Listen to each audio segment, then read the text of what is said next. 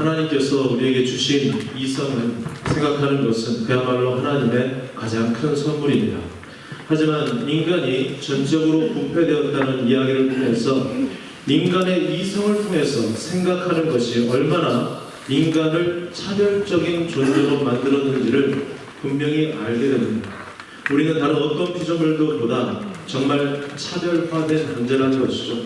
인간이 생각할 수 있는 것, 또 사유하는 것, 생각하는 것을 통해서 인간은 지속적으로 생각하고 있는 나 자신을 만들어내고 있고, 그렇게 차별화된 인간임을 내가 만들어낸 나 자신의 모습 속에서 발견하고 있는 것이에요. 그런데 문제가 어디 있습니까? 인간의 사유함, 이 생각하는 것은 전적인 부패 속에서의 생각함이 되었다는 것입니다. 거기에 아무리 생각을 물고 생각을 하여도 나를 위함이라는 테두리에서 벗어날 수 없는 생각이 되었다는 것입니다.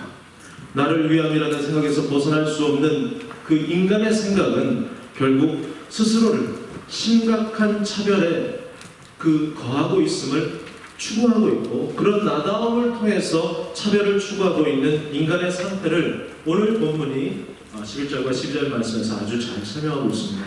함께 읽겠습니다. 시작. 그러므로 생각하라. 우리는 그의 육체로는 이가 아니요 성으로는 그의 하늘을 받은 자라. 취하는 자들로부터 할례를 받지 않은 우리가 칭함을 받는 자들이라. 그때 너희는 그리스도 밖에 있었고 이스라엘 나라 밖에 사람이라. 약속의 언약들에 대하여는 외인이요 세상에서 소망이 없고 하나님도 없는 자이니. 이것은 이전 본문에서 강조하고 있는 말을 더 잘 풀어서 말씀하고 있는 것입니다. 인간은 허물과 죄로 말미암아 죽은 인간이라는 것이에요. 인간의 이 생각함을 통해서 그 죽음에서 건질 수 없다는 것이에요. 인간은 아무리 생각을 하여도 가망성이 전혀 없는 존재라는 것입니다.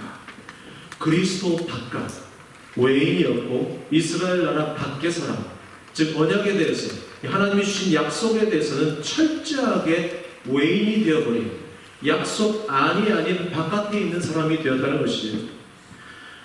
바깥 사람이라는 것입니다. 소망도 없고 하나님도 없는 사람이에요. 그것은 허물과 죄로 말미암은 전적인 부패 속에서 도무지 인간 스스로 하나님이 주신 생각할 수 있는 그 생각의 나라를 아무리 펼칠지라도 결코 자기를 그 생각함으로 구원할 수 없는, 인간은 그야말로 허물과 죄로 말미암아 죽음의 상태 속에 있는 그런 존재라는 것입니다. 그래서 사도는 13절에 이제는 이라고 시작하고 있습니다. 이 이제는이라는 단어 앞에 그러나라는 접속사가 생략되어 있어요. 그래서 우리는 그러나 이제는 그렇게 우리가 본문을 다시 읽어볼 수 있죠. 이제는 생각하라는 것이 여기에도 물려있는 것입니다. 내가 어떤 상태였는지를, 내가 이전에 어떤 상태였는지를 생각하고, 그러나 이제는 또한 내가 어떠한 상태에 놓여있는지를 생각해보라는 것이에요. 그러나 이제는 내가 어떤 상태에 놓여있는지를 그리스도를 통과하여서 생각해보라는 것입니다. 이방인과 유대인은 둘이 결코 하나가 될 수 없었어요. 왜냐하면 둘 다 추구하는 법이 다르기 때문에 그래요. 유대인의 법이 있고 이방인의 법이 있습니다. 그들은 늘 원수된 사이라고 성경이 고백하고 있습니다. 그런데 이 사도 바울은 원수된 것이 무엇인가를 생각하게 하는 것이에요. 무엇과 원수가 되었는가? 인간은 철저히 차별함으로 서로 원수가 되었다는 것입니다. 그런 차별함을 통하여서 자기의 의로움을 주장하는 그런 인간의 상태는 인간과 인간 스스로가 원수가 되었을 뿐만 아니라, 인간은 자신들의 생각함을 통하여서 차별을 추구하였던 자신들의 이 자기를 사랑함을 그 결과로 말미암아 인간과 하나님의 관계도 원수가 되어버린 것이죠. 인간과 인간의 원수된 관계는 이 철저히 차별을 통해서 경계선을 명확하게 두고 자기의 어떠함을 지속적으로 드러내며 비교와 경쟁을 통해서 더욱더 자기를 차별하여서 힘있는 자의 심령을 공동체화시켜서 우위를 결정하는 존재들이 되어버린 것이에요. 인간과 인간, 공동체와 공동체, 나라와 나라, 이 모든 관계는 다 힘의 대결입니다. 힘 있는 자가 내세우는 신념이 결정이 되어서 법적인 효력을 나타낸다는 거예요. 그래서 우리가 무슨 러시아, 미국이 싸워서 이겼다 그런 식으로 말하잖아요. 푸틴과 러시아가 붙었는데 뭐 푸틴이 물을 뿌렸다 이런 식으로 표현하잖아요. 가장 힘이 있는 자가 자신의 신념으로 공동체를 규합하고 자기를 증명해내는 시, 자기의 힘을 끊임없이 펼쳐내는 시기 이 세상을 움직이고 있는 이 마귀의 앞자리에서 자기의 생각의 나래를 펼치고 있는 인간 세상, 이 죽음 속에 갇혀있는 인간들의 모습이라는 것이에요. 그런 세상 속에 힘의 결정적인 역할을 하게 되는 어떤 그 재화가 바로 돈인 것입니다. 서로가 서로를 차별하고 있는 이 세상에서 사람들의 의사소통의 수단의 하나로 돈이 생겨났죠.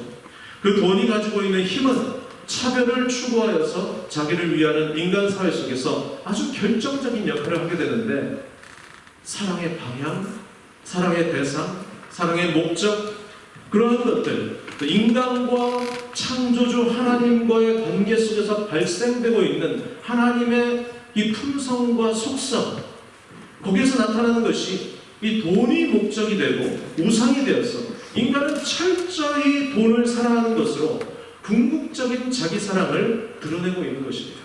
사도 바울은 디모데전서 6장에 자기의 그 제자에게 이렇게 말씀하고 있어요. 돈을 사랑함이 일만하게 뿌리가 된다라고 말하고 있습니다. 인간은 하나님과의 관계에서도 철저히 원수가 된 상태를 유지합니다. 왜냐하면 그런 힘의 우위를 신념화하여서 법을 세워나가고 있는 인간의 모습이 고스란히 이 종교 안에도 들어왔기 때문에 그래요. 그런 모습이 교회 안에도 그대로 들어왔다는 것이에요. 나를 추구함의 모습은 돈을 사랑함의 뿌리가 되어서 그것이 가장되고, 가장됐다는 게 아주 가면을 썼다는 것이에요. 가장을 시키고 같은 신념을 가진 자들이 모여서 그 힘을 과시하며 여기에 하나님이 오셔서 함께 하시기만 한다면 우리의 구원은 문제없이 담보되어진 것이다 라는 식으로 세력을 규합하고 모여들었다는 것입니다. 그런 인간의 지극히 자기만을 위한 신념으로 통제되는 사회, 통제된 모임, 통제된 공동체, 통제된 국가, 그것이 바로 죽은 사회라는 것이에요. 소망이 없는 사회라는 것입니다. 하나님이 없는 세상이라는 것이에요. 모두가 힘겨루기식으로 자기를 추구하며 구별화되는, 자기의 생각 속에 갇혀서 이것이 죽은 것임을 알지 못하는 것을 추구하는 데서 만족을 갖고 있다는 것이에요. 지극히 자기만을 위한 신념으로 통제된 사회, 죽은 사회, 그런 힘겨루기식의 종교생활. 예수님 시대의 예루살렘 성전은 어떠했습니까? 종교는 지극히 정치의 하수인 역할을 하고 있었습니다. 왕이 자기 입맛에 맞는 종교 지도자들을 자기의 힘으로 뽑는 시대가 바로 그 시대였습니다. 예루살렘 성전은 헤롯 대왕에 의해서 수십 년간에 걸쳐서 계속 확장 공사를 해나가고 있었어요. 그러니 헤롯의 눈밖에 나면 종교 지도자로서의 나의 자리도 장담할 수 없는 시대가 바로 예수님 시대의 예루살렘 그 성전의 모습이었습니다. 사람들이 보기에는 그 모습이 어떠할지 모르지만 하나님이 보시기에는 그것은 정상적이지 않은 그 모습이었고, 그것은 하나님이 보시기에는 완전히 죽은 모습이었습니다. 완전히 바깥에 있는 상태, 소망도 없는 상태, 하나님과 거리가 멀어져서 스스로 아무리 생각해내어도 그 거리를 좁힐 수 없는 상태, 하나님과 원수된 상태이고 내가 나를 추구하고 있다는 것을 그것마저도 인식할 수 없는 철저히 죽음 속에 갇혀있는 상태라는 것이에요. 거기에 그러나 이제는 이라고 말하고 있죠. 13절에 보세요. 그러나 이제는 전에 멀리 있던 너희가 그리스도 예수 안에서 그리스도의 피로 가까워졌느니라 라고 말씀하고 있습니다. 외부에 있는 자, 바깥에 있는 자, 이 하나님과 원수된 자, 인간과 인간과의 관계도 원수가 되어버렸습니다. 이 벌어진 간격이 무엇으로 가깝게 되었다는 것입니까? 나를 추구하는 사람들이 세력을 규합합니다. 돈을 사랑함을 숨기죠. 내 마음의 깊은 곳에 내가 돈을 사랑하고 있다는 그 일만하게 뿌리가 굉장히 일만하게 뿌리니까 일만 가지로 쫙 펼쳐져 있을 거 아닙니까? 그래서 감추는 것이에요. 감춰가지고 숨겨서 절대로 인간과 인간이 가까워질 수 없고 하나님과 인간 사이가 인간 스스로의 노력으로 가깝게 할 수 없을 정도로 거리가 먼 죽음의 그 상태가 무엇으로 가까워지게 됐냐면 그리스도의 피로 가까워졌다는 것입니다. 할렐루야. 얼마나 감사합니까? 여러분 감사하지 않으시면 그 피로 외부에서 인간이 전혀 인식할 수 없고 눈치채지 못하는 이 하나님 자신의 하나님을 추구하시는 사건으로 말미암아 이 멀어진 간격이 가까워진 것인데, 이것은 예수께서 그리스도가 되어서 십자가에서 죽으시고 보혈을 흘리셨다라고 우리가 고백하는 그것이 복음이 된 것입니다. 오늘 본문에서 십자가에서 보혈을 흘리신 예수는 화평이라고 말하고 있습니다. 인간과 인간은 원수지요. 하나님과 인간은 원수입니다. 남편과 아내도 원수죠. 부모와 자식도 원수가 되고 있습니다. 여러분과 저도 원수 같은 삶을 이렇게 맞아서 계속 원수다라고 제가 지금 하나님의 말씀을 전하고 있지 않습니까? 14절 말씀에 그리스도는 화평이라고 말씀하세요. 14절 말씀을 함께 읽겠습니다. 시작. 그는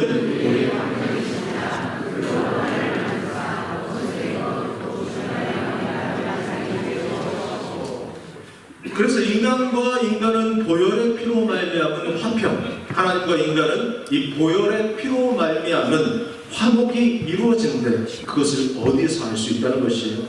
그래서 그리스도 안에서 그의 보내신 자 성령을 통해서 기억나게 되고 알게 되는 것이에요. 그리스도께서 주신 평안임을 그리스도 안에서 그의 보내신 성령으로 알게 됩니다. 여기까지 인간이 한 게 뭐가 있어요? 아무것도 없는 것이에요. 없다고 하면 있다고 할 수 있기 때문에 완전히 못을 박아서 말한다면 여기까지 인간이 한 것이 아무것도 한 게 없다. 그리고 인간이 여기에서 무엇을 한 것이 있다면 죄를 짓고 자신을 끊임없이 추구하며 자기의 자리를 지켜나가기 위해서 자기가 알량이 하나님을 섬긴다고 붙잡고 있었던 율법을 지키는 그 지킴으로 예수를 십자가에 못 박아 죽이는 것을 한 것입니다. 원수된 것, 소망이 없는 것, 하나님이 없는 것을, 그런 내가 추구하고 있는 내 자리, 간격이 발생되어진 그 자리를 인간은 끊임없이 무엇으로 채우고 있으니까 나라는 이 죄로 얼룩져 있는 자아로 계속 꾸겨놓고 있는 것이에요. 돈을 사랑하는 것, 그 나를 사랑하는 내가 추구하고 있는 나, 그 나의 자아로 채워놓고 있는 것이에요. 그래서 계속 꾸겨놓다 보니까 그 간격이 안 생긴 것처럼 생각되는 것이에요. 하나님과 나와의 관계는 내가 나를 사랑함을 통하여서 계속 추구하여서 이 하나님을 사랑하는 나의 표현, 율법 지킴, 나의 신앙 행위로 이런 것들로 내가 구원을 받을 수 있다는 자신감, 나의 신념으로 채워 넣었기 때문에 이 간격이 벌어지지 않았다고 착각하는 것이에요. 여기서 신앙하는 행위도 내가 만족하는 것으로 하기 때문에 하나님과 나의 간격을 나의 신앙함으로 채워 넣을 수 있다고 착각하는 것입니다. 그런 인간의 착각 속에 인간들이 가장 종교생활을 하면서 내세우는 것이 무엇이었습니까? 율법 지킴입니다. 어떤 부자 청년이 예수님께 나와서 선한 선생님이요 라고 말하면서 율법 지킴을 내세우잖아요. 그런 거 내가 다 지켰습니다. 얼마나 자신만만합니까? 그런 거 내가 다 지켰습니다 라는 것은 내가 다 지켰으니까 나는 구원은 따놓은 당상입니다. 이런 마음이 밑바닥에 깔려있는 것이에요. 예수와 어깨를 나란히 하고 싶은 것이에요. 서로가 서로를 그 자리에서 확인하고 정말 뜨겁게, 누구보다도 더 뜨겁게 그 율법을 지켜내어서 내가 추구하는 나다움을 나의 신앙 행위, 그 율법 지킴 속에서 확인하는 것입니다. 거기서 발견하는 것입니다. 그래서 성경은 그런 뜨거워진 율법 지킴을 하고 있는 너를 통해서 그 간격, 하나님과 나와 원수된 이 간격, 벌어진 간격을 절대로 너 스스로가 해결할 수 없다고 말하는 것입니다. 오히려 그 간격은 나로부터 시작된 뜨겁게 율법 지킴이 아닌 십자가에서 뜨거운 피를 흘리신 예수의 그 보혈로 말미암아 간격이 좁혀졌다고 말하는 것입니다. 내가 해서 된 게 아니라는 것이에요. 그리스도의 피로, 예수의 육체로 허무시는 그 원수되어서 막혀진 담을 허무시는 그 그리스도의 자기 육체의 찢김을 통해서 그리스도 안에서 발생되는 그 은혜를 통해서 알게 되었다는 것입니다. 하나님을 위하고 율법에 대한 나의 뜨거움의 결과가 아닌 역사 속에서 유일하게 인간으로 오셔서 하나님을 위하실 수 있고 그 뜻을 이뤄내실 수 있고 율법의 완성으로 율법의 마침이 되신 그리스도 예수의 피의 효과가 되는 것입니다. 우리에겐 뜨거움이 없다는 것이에요. 우리는 막 방문을 하죠. 어제 기도를 했는데 뜨거워졌다고 막 그러잖아요. 성경은 너희들은 뜨겁다고 착각하는 것이다 라고 말하는 것이에요. 내가 해서 된 게 아니라 그리스도의 피로 예수의 육체로 허무시는 것으로 말미암아 주어진 자리, 그리스도 안에서 발생되는 그 은혜를 통해서 알게 된 것이에요. 우리에게는 죽은 자는 뜨거워질 수가 없습니다. 죽은 시체는 늘 차갑습니다. 시체가 무슨 뜨거움을 갖겠습니까? 생명이 있는 예수의 피만 뜨거운 것이에요. 14절에 보시면 둘로 하나를 만드시는 분, 인간은 이 1+1 그거 아시죠? 지금 예수님은 둘로 하나를 만드신다고 하잖아요. 근데 이 1+1은 뭐냐면 인간은 하나 더하기 하나는 둘이어야 돼요. 그러나 이 돈을 사랑함이 깊이 뿌리 박힌 인간의 내면 속에서는 하나 더하기 하나가 셋이었으면 좋겠다 라는 생각이 항상 있습니다. 1+1은 2가 아니라 뭐 2.5든지 아니면 2개 샀으니까 50% 세일을 더해서 또 한 개 살 수 있든지 그런 식을 요구합니다. 그것은 우리가 이 머물고 있는 종교라는 테두리 안에도 동일하게 적용되는 것입니다.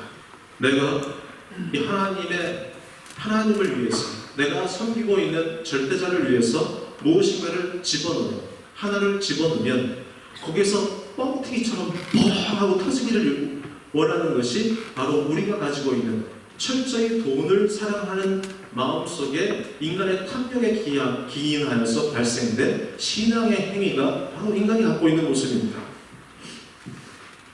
그런데 예수 그리스도 안에서 하나 더하기 하나는 둘이 되는 것이 아니라 하나 더하기 하나가 어떻게 돼요? 하나가 되는 것이에요. 1 더하기 1은 2가 아니고 1이라는 것입니다. 둘이 막힌 담을 자기 육체로 허물어서 하나가 되게 하시는 것이에요.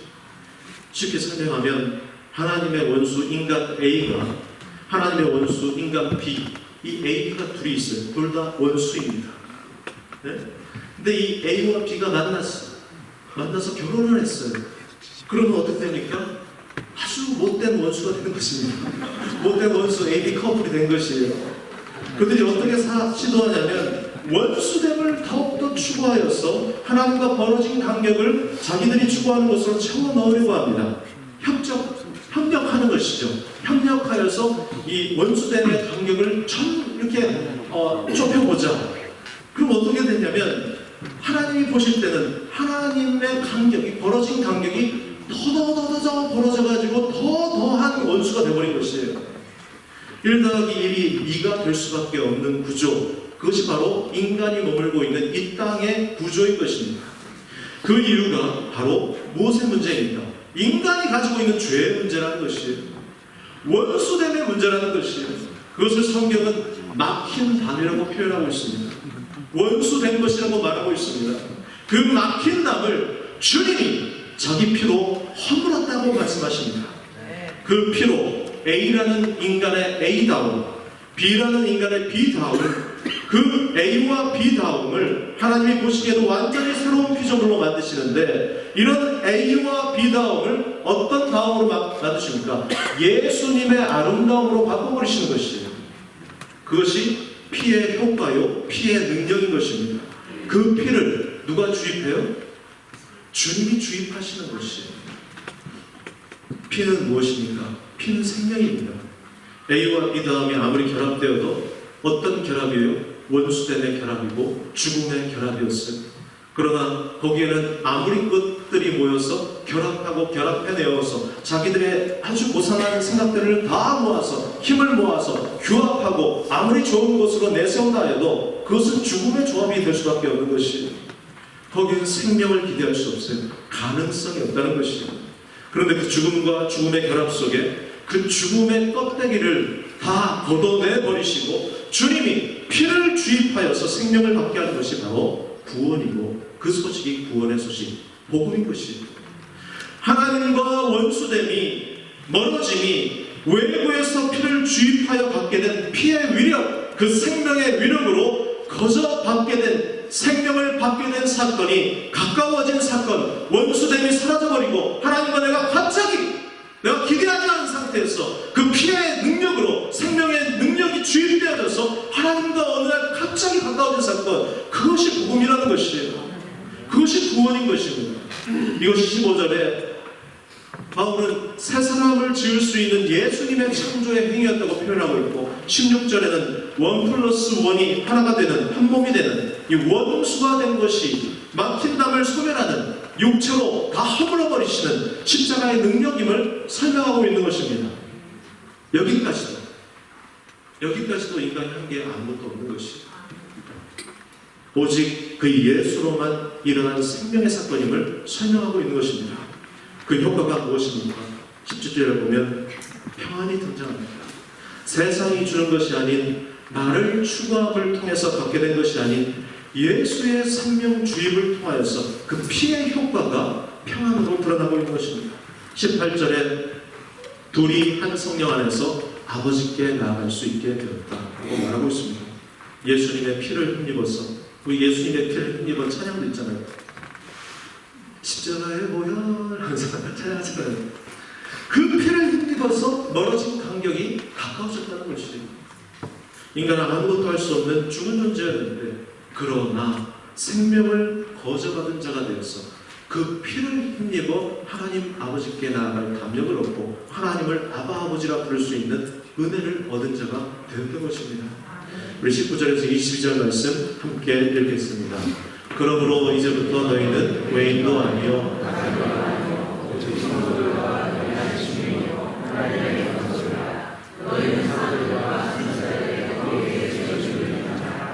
그리스도 예수께서 친히 모퉁이 돌이 되셨느니라. 그의 안에서 건물마다 서로 연결하여 주 안에서 성전이 되어가고 너희도 성령 안에서 하나님이 거하실 처소가 되기 위하여 그리스도 예수 안에서 함께 지어져 가느니라. 그러므로 이제부터 우리의 상태는 바깥에 있는 존재가 아닙니다. 성도가 되었습니다. 하나님 나라의 백성이 되었습니다. 하나님의 번속이라는 말은 가족이라는 말입니다. 가족이 되었다는 것이에요. 여기에 대해서 일일이 다 설명하면 시간이 너무 많이 지나가기 때문에 예수님께서 친히 모퉁이돌이 되었다는 것만을 좀 다시 생각해 보고자 합니다.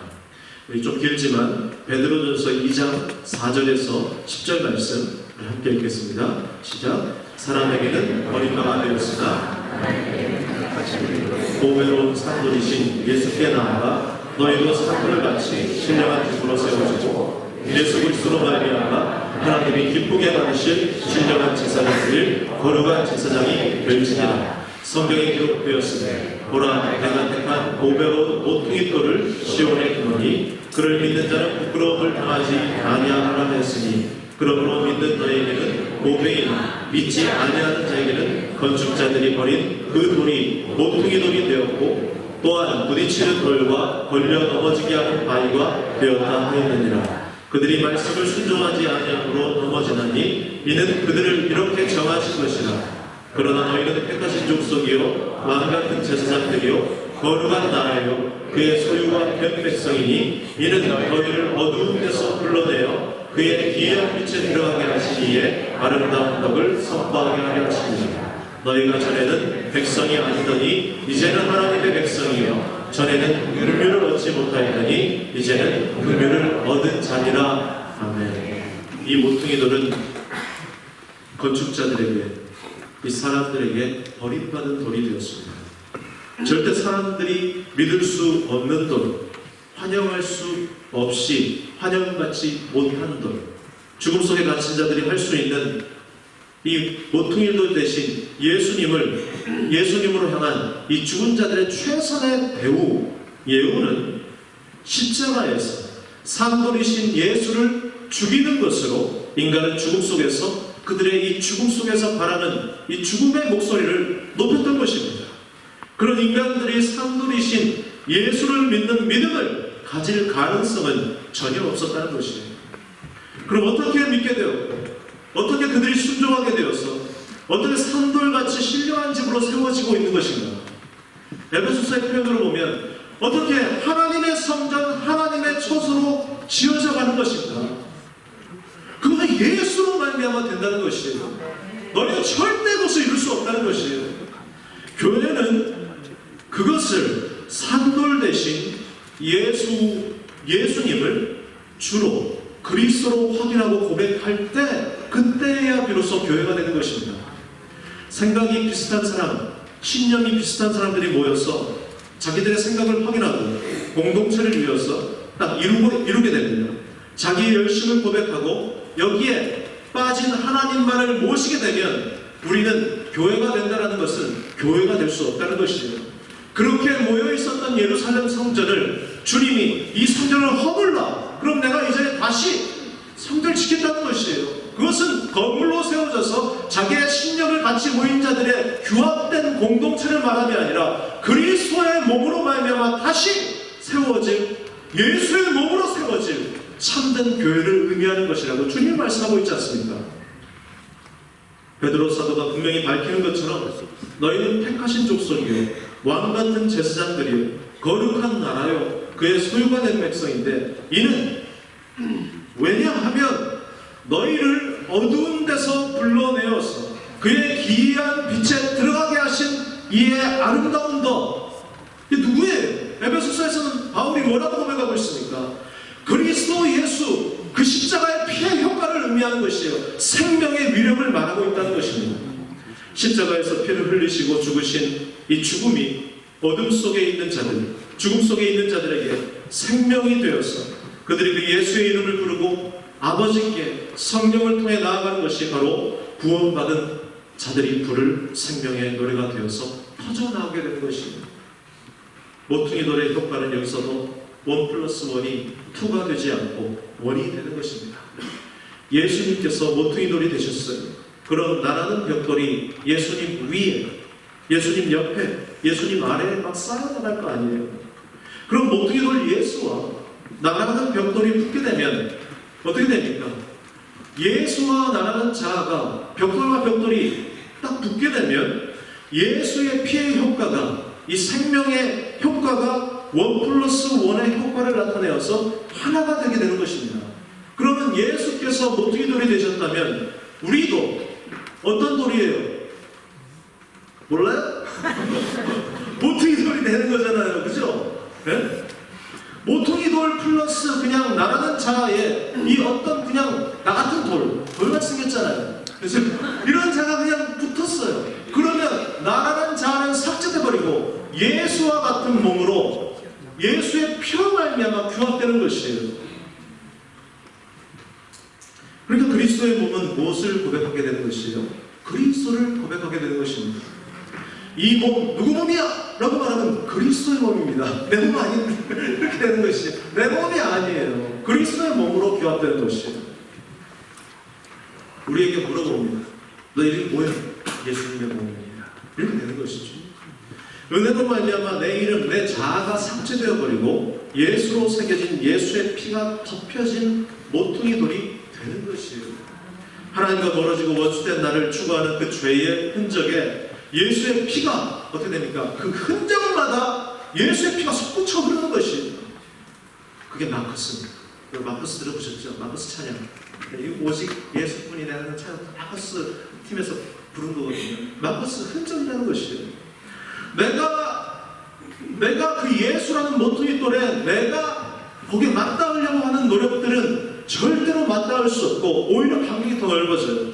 그러나 이 신령한 돌, 산돌인 이 예수께서 산돌이신 그분이 죽어있는 나라는 이 나라는 자아의 돌에 주님이 여지없이 붙이는 그 속도가 오시나 막 이런 게 아니라 기대할 수 없이 빛처럼 그 주님이 나에게 부딪혀서 완전히 나의 존재가 박살이 나게 되고 거기에 예수의 몸으로 한 몸이 되는 이 모퉁이돌이 되어버리는 사건이 바로 구원인 것이에요. 여러분 프레임이라고 알지 않습니까? 우리는 마치 어떤 프레임과 같은 존재입니다. 프레임이 발음이 어떨지 모르겠지만 아시죠? 그죠? 어떤 프레임이냐면 프레임은 다 버려진 프레임입니다. 아이들을 위해서 우리가 장난감을 사면 장난감을 붙들고 있는 이 프레임들이 있죠. 뭐 쉽게 말해서 상자 있잖아요. 상자. 그냥 장난감 상자라고 생각해 보세요. 상품은 상자로 엄청 잘 포장되어 있습니다. 그런데 결국 상자는 어떻게 돼요? 찢겨져서 버려지는 것이에요.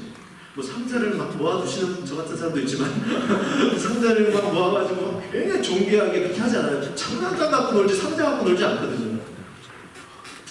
근데 상자가 자기가 주인공으로 아는 것이에요. 상자는 무엇을 위해 있습니까? 상자는 속에 있는 상품을 위해서 존재하는 것입니다. 상자는 철저히 상품을 드러냅니다.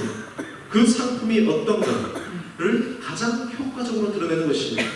예를 들어서 자동차 장난감이라고 한다면 이 자동차가 상자를 통해서 우리 자동차의 정보를 알게 되잖아요. 이 자동차가 실물과 몇 대 몇인지 뭐 딸을 가지고 계신 부모님들이 이런 말이 무슨 말인지 모를 거예요. 그냥 아들을 갖고 있어서 다 알 거예요. 네? 자동차가 50대 1의 비율이다. 그래서 그 50대 1의 비율이고 이 자동차가 얼마나 위대한 장난감인지 그리고 그 안에 들어있는 바퀴는 몇 개고 이것이 어떻게 작동되고 무슨 색깔이고 그리고 이 장난감이 너에게 어떤 즐거움을 줄 것인지에 대해서 이게 사고 싶은 욕구를 불러일으키는 것이죠. 그것까지가 바로 상자가 하는 역할인 것이에요. 뭐 장난감 만드는 회사 이름 그리고 전화번호 서비스센터 보증기간 뭐 이런 것들 나오잖아요. 몇 살이 사용할 수 있다. 거기까지인 거예요. 거기까지. 그것이 상품이 될 수 없어. 장난감이 될 수 없어. 그거 갖고 안 놀아요. 인간은 이러한 상자를 자기의 의로움으로 포장하는 포장의 달인이 되어버린 것이에요. 은혜로 받은 하나님께서 거저신 모든 것을 자기의 의로움이라는 포장지로 다 상자화시켜서 내 안에 끊임없이 채워놓고 그것을 바라보며 즐거워하고 있는 이 포장의 달인이 되어버린 것입니다. 그들은 예수마저도 포장하여서 자기의 창고에 넣어서 그 위에 자기의 이름을 새겨버리고 보관하려고 하며 그것을 보면서 즐거워하려고 하며 무엇을 위해서 그렇게 합니까? 자기를 위해서 자기의 의로움이란 포장지로 자기를 증명하고 자기를 확인하기 위해서 하나님의 은혜를 나의 의로움으로 싸서 자기 만족을 위한 창고에 채워 그것으로 내가 만족하기 위해서 계속 살아가는 것이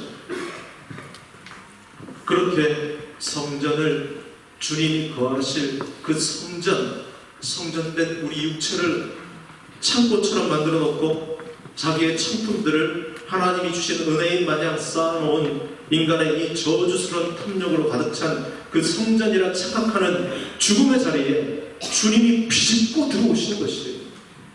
그리고 그 상자들을 주님이 다 벗겨내시는 것이에요. 마치 포장지를 거침없이 그냥 살살 뜯어내는 게 아니라 확 뜯어지키는 것처럼 주님이 그냥 확 찢어버리시는 것이에요. 그리고 내가 주도하여서 내가 추구하고 쌓아놓고 나를 증명하는 식의 이 탐욕적인 방법으로 쌓아올린 나를 만족시키는 그 내가 생각하고 있는 은혜를 담은 그 모든 상자가 주님이 확 찢어 제낌을 통하여서 그게 우상이었음을 다 드러내시는 것입니다. 그 상자의 포장을 다 벗기시고 찢어내시기 위해서 그 주님은 자기의 육체의 찢김을 당하고 보혈로 그 찢겨진 자리를 다 덮으시는 것입니다. 바로 그분이 예수님이세요.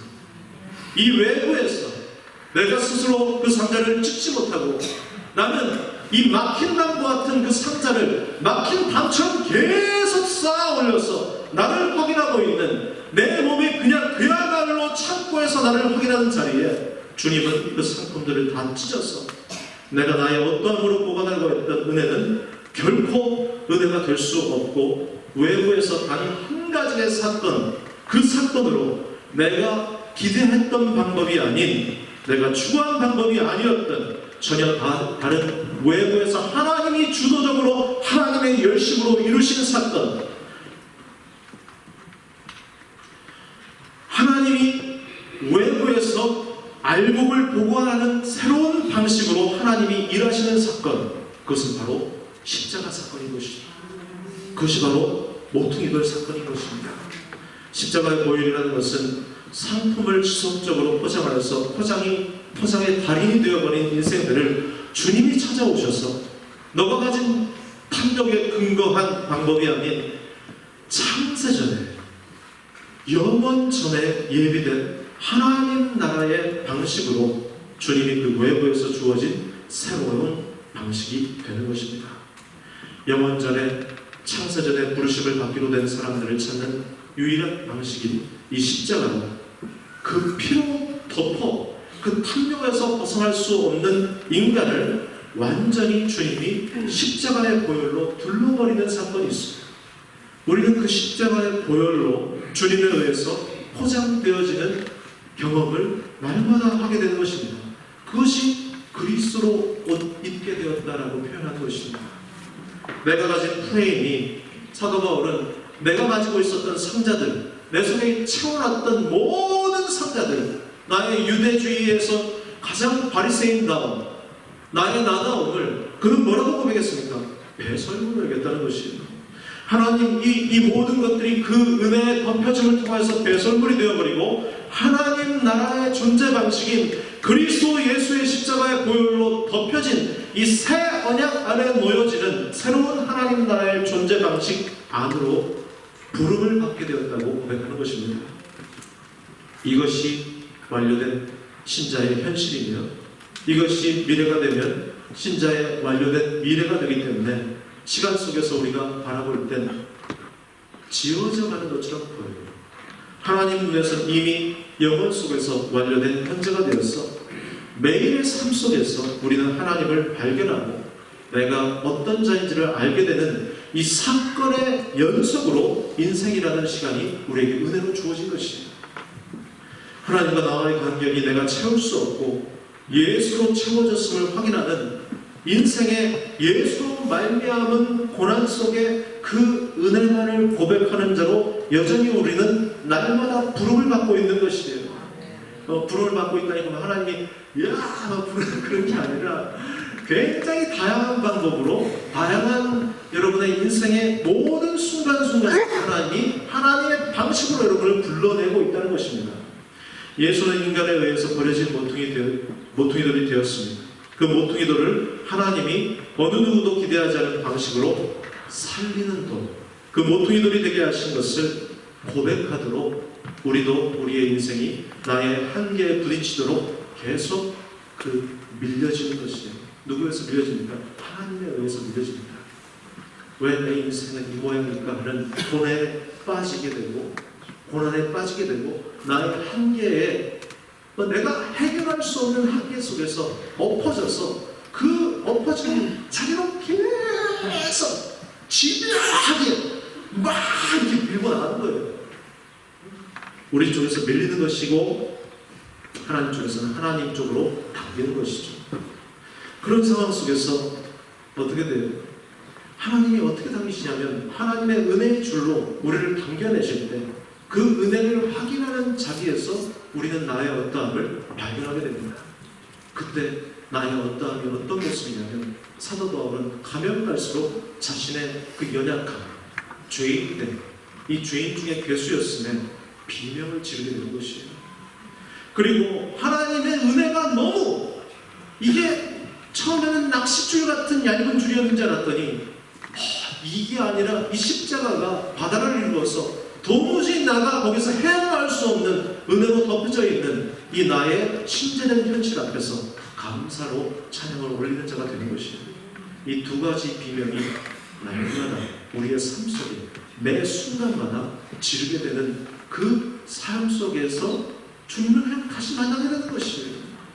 그런 식으로 주님이 모퉁이돌이 된 것입니다. 요한복음 15장 5절에 우리 함께 읽겠습니다. 나는 포도나무요 너희는 가지라. 그가 내 안에 내가 그 안에 거하면 사람이 열매를 많이 맺나니 나를 떠나서는 너희가 아무것도 할 수 없습니다. 주님이 포도나무가 되었고 우리는 가지가 되었다는 것은 나는 아무것도 할 수 없고 오직 주님이 하십니다라는 고백의 연속인 것입니다.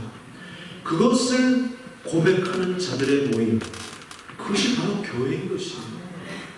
모퉁이 돌의 원리나 이 포도나무와 가지를 통해 밝히신 교회의 모습은 예수님이 교회의 모든 것이고 교회는 하나님의 열심으로 예수님에 의해서 세워지는 것임을 우리로 고백하게 하는 자리로 주님의 그 부르심이 우리의 삶 속에 날마다 나타나게 된다는 것이 가능성이 전혀 없는 우리의 삶의 유일한 소망이 되셔서 하나님과 막힌 땅을 자기 육체로 품으시고 하나 된 모퉁이돌 되게 하신 예수를 우리 입술의 감격과 찬송으로 고백할 수 있게 된 이 모든 과정과 결과를 주도하신 분은 그리스도 예수시며 그리스도 예수로 말미암은 은혜임을 우리가 오늘도 내일도 매일 여러분의 삶의 자리에서 고백하시길 간절히 소망합니다.